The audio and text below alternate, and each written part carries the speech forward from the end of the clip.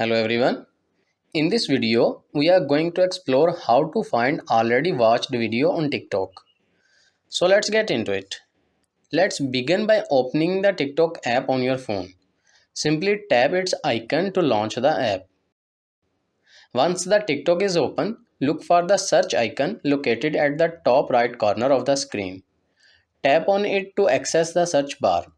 In the search bar, type in the video category or username that you are interested in and hit search. After the search results appear, you will notice a menu bar at the top of the screen. Tap on Watched from this menu. This section displays all the videos you have already watched. Now select a video from this list to open its page. At the top right corner of the screen, tap on the three dots to bring up a new menu at the bottom. From this menu, select Filter.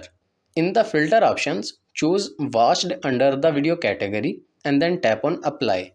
Now only the videos you have already watched will be displayed. And that's it. This is how you can easily find videos you have watched on TikTok. I hope this video is helpful for you. For more information, please subscribe our YouTube channel and thank you for watching.